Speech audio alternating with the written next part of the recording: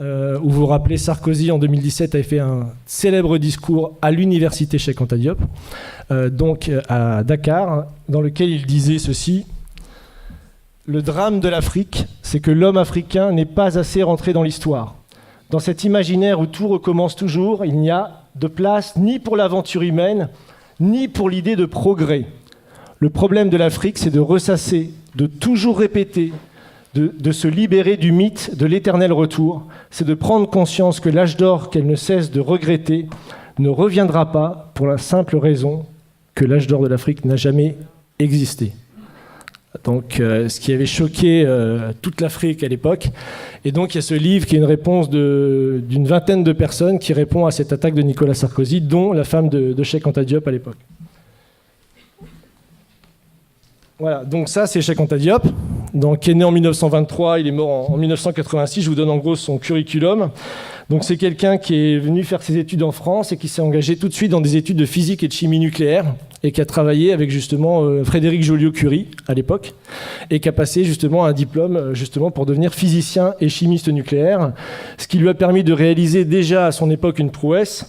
C'est-à-dire qu'il a créé le premier laboratoire africain de datation des fossiles archéologiques au radiocarbone, donc dans les années 60. Donc ça, c'était déjà une prouesse qui permettait justement de faire des tests de mélanine sur des échantillons justement de momies égyptiennes afin de prouver que les pharaons égyptiens étaient noirs, qui est la grande découverte qu'il a fait et qu'il a exposée. Donc là, c'est pour présenter un peu le personnage. Donc la base de sa découverte, c'est ce qu'on appelle l'homme de Grimaldi. Donc l'homme de Grimaldi, vous voyez ici, qui a été découvert à la frontière italienne, donc à Menton, donc en 1901. Et donc, qui sont des fossiles justement négroïdes, qui sont arrivés justement en Europe à cette époque-là, donc moins 40 000, moins 30 000. Et déjà dans les années 20, vous avez des gens, même en Europe, qui reconnaissent justement l'origine noire de la civilisation dans son ensemble. Donc vous avez par exemple M. Boulle et M. Valois, qui disent que quand on compare les dimensions des os de leurs membres, on voit qu'il y avait les jambes très longues par rapport aux cuisses et les avant-bras très longs par rapport aux bras, que leurs membres inférieurs étaient extrêmement développés en longueur par rapport aux membres supérieurs. Or, de telles proportions reproduisent, en les exagérant, les caractères que présentent les nègres d'aujourd'hui. De là, une première raison pour considérer ces fossiles comme des négroïdes, sinon comme des nègres. Donc en gros, ça pose la polémique de dire que nos ancêtres ne sont peut-être pas les Gaulois, comme Monsieur Sarkozy avait également fait polémique sur cette question-là, mais de voir que l'histoire universelle, elle ne peut pas être sélective. Que si l'origine des hommes, le berceau de l'humanité, c'est l'Afrique, forcément les hommes ont été noirs, et qu'ils sont forcément arrivés justement en Europe dans cette période de moins 40 000, on estime, à peu près. Et il y a 1000 preuves de cette civilisation noire qui justement est arrivée en Égypte, d'Afrique pour peupler l'Europe, justement dans cette période de l'Aurignaciens. Donc, puisqu'on a retrouvé plus de 250 de ce qu'on appelle des Vénus. Donc la première, vous voyez, c'est la Vénus qui était découverte aux Zézis de Taillac. C'est Vénus de Sireuil, découverte en l'an 1900 à Sireuil, commune des Zézis de Taillac dans la Dordogne, et qui est datée de moins 25 000 ans. Donc on voit sa caractéristique, évidemment, négroïde, comme on disait à l'époque, et qui est au musée de Saint-Germain-en-Laye. Et en dessous, vous avez la Vénus de Willendorf, qui est une statuette également en calcaire, découverte en 1908, ce coup-ci en Autriche.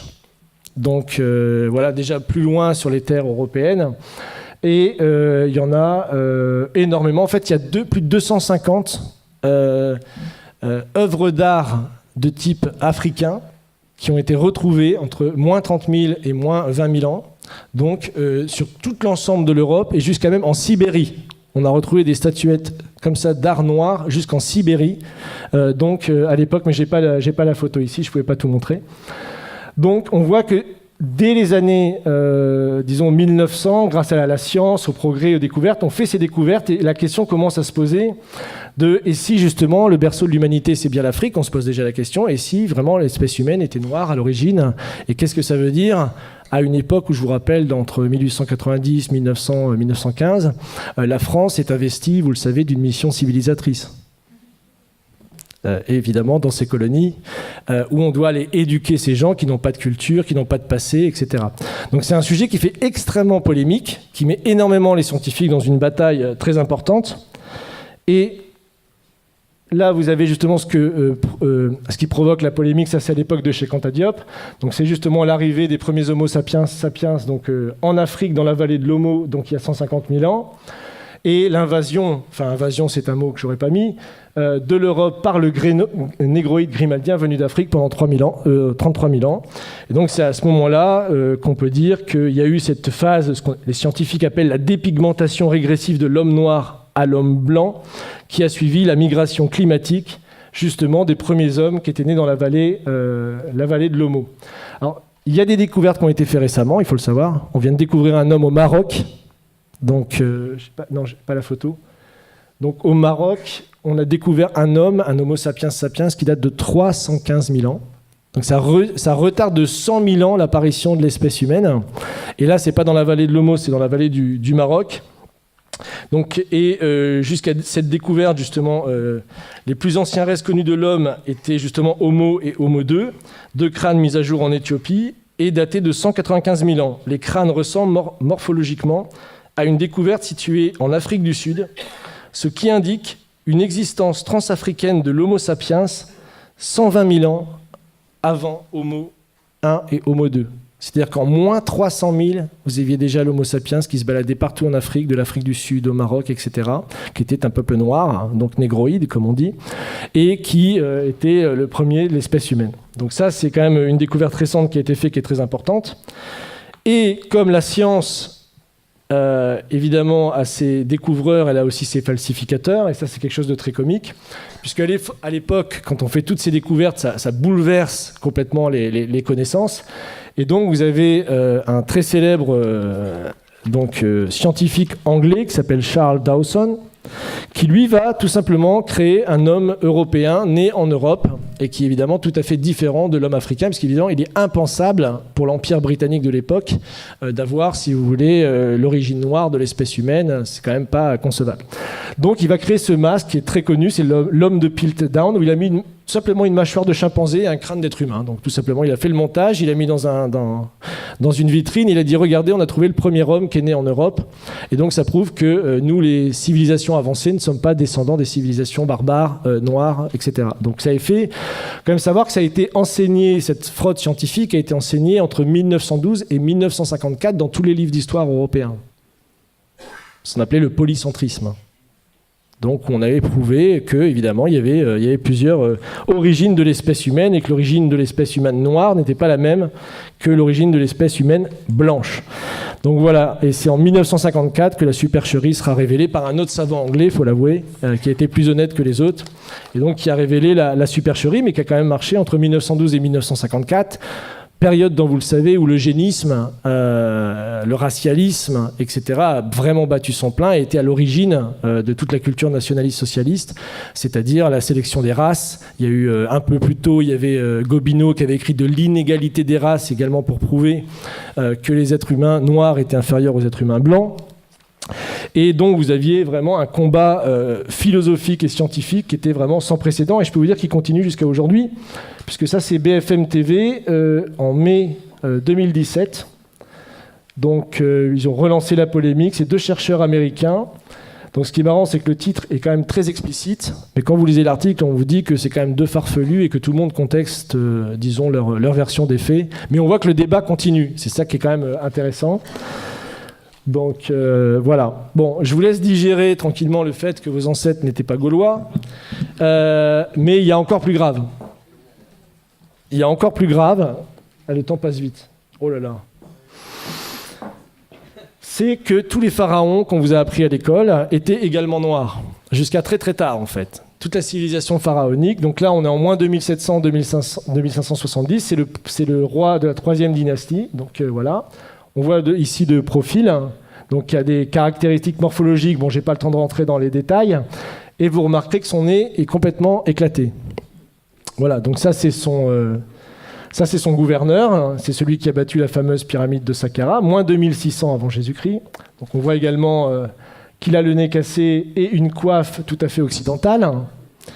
Donc ça c'est 2700 également avant Jésus-Christ. Ça c'est le dernier souverain de la 3e dynastie. Donc on voit un profil également typiquement européen que vous pouvez voir évidemment C'est assez flagrant avec une coiffe tout à fait alsacienne, donc typique justement du sud de l'Égypte.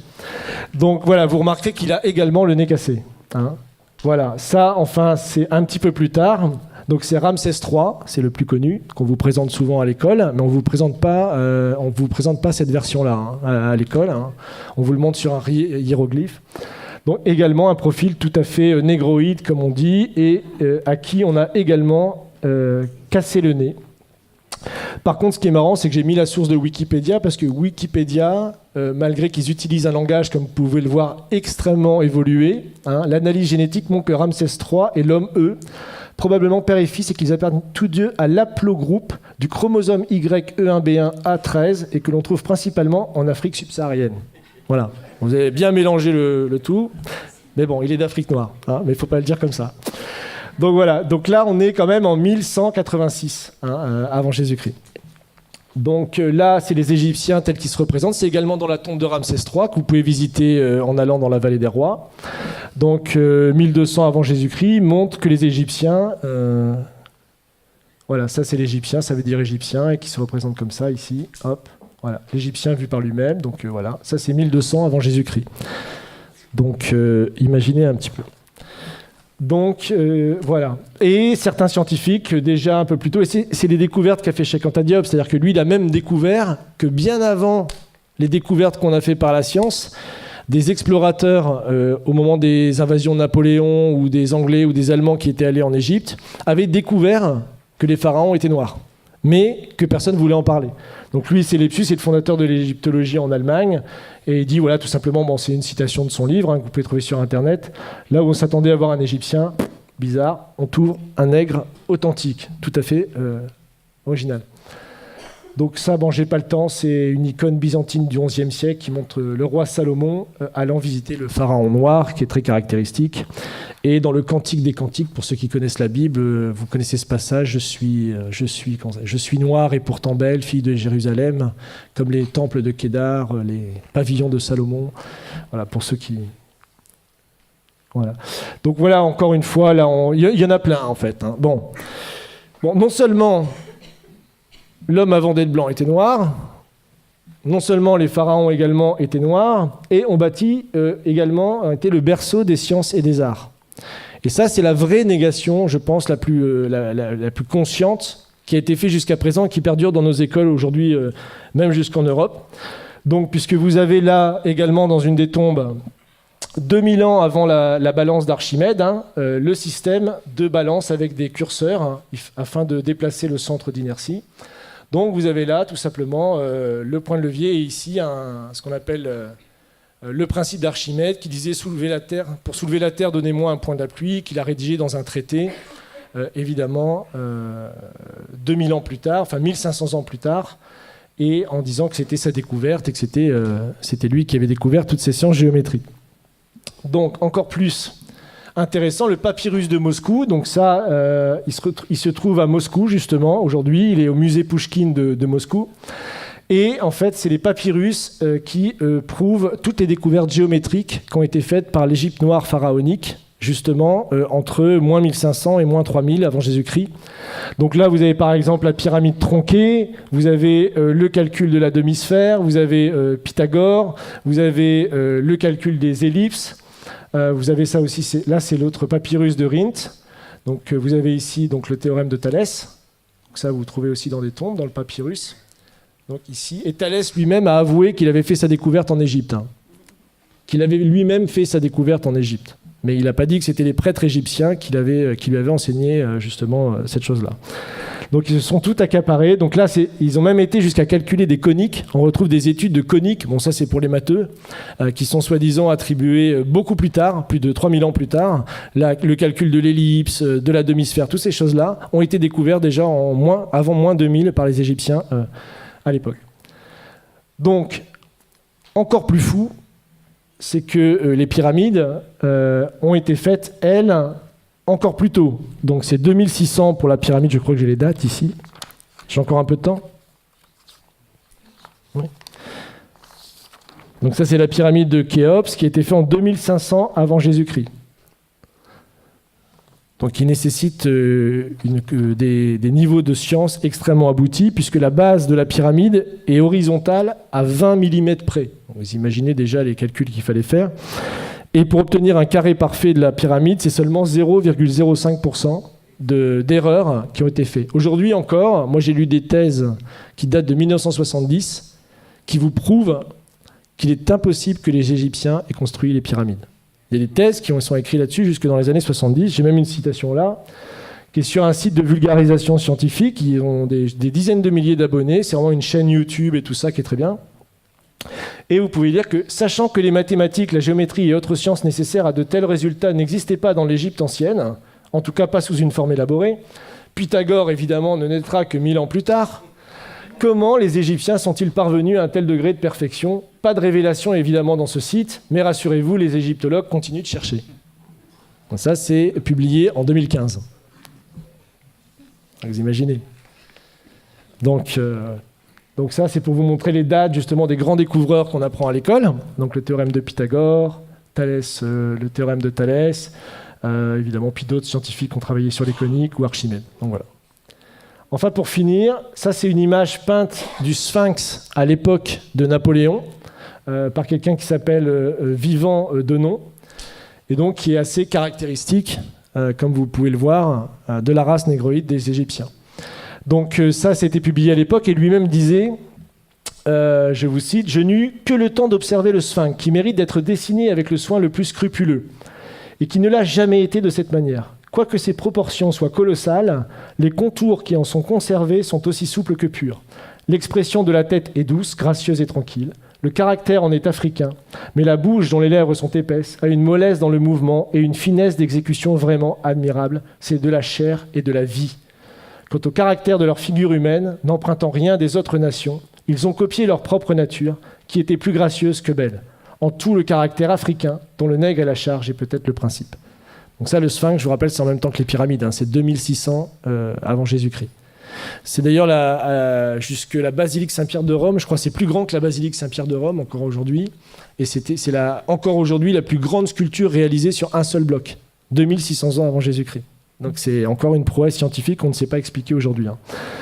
Donc voilà, et pour finir, puisque le temps presse, ça c'est un proche également de Napoléon, donc qui a été avec lui dans les voyages en Égypte, et qui fait cette citation sur laquelle je terminerai, pour vous laisser réfléchir à tout ce que je viens de vous dire. Donc il parle justement des Égyptiens. Tous ont le visage bouffi, l'œil gonflé, le nez écrasé, la lèvre grosse, en un mot, un vrai visage de mulâtre. J'étais tenté de l'attribuer au climat lorsqu'ayant été visiter le Sphinx, son aspect me donna le mot de l'énigme. En voyant cette tête caractéristique du nègre dans tous ses traits, je me rappelais ce passage remarquable d'Hérodote où il dit « Pour moi, j'estime que les Colches sont une colonie des Égyptiens, parce que comme eux, ils ont la peau noire et les cheveux crépus. » C'est-à-dire que les anciens Égyptiens étaient de vrais nègres. Mais en revenant à l'Égypte, le fait qu'elle rend à l'histoire offre bien des réflexions à la philosophie. Quel sujet de méditation de voir la barbarie et l'ignorance actuelle des Coptes, issus de l'alliance du génie profond des Égyptiens et de l'esprit brillant des Grecs, de penser que cette race noire, aujourd'hui notre esclave, est l'objet de nos mépris, et celle-là même à qui nous devons nos arts, nos sciences et jusqu'à l'usage de la parole.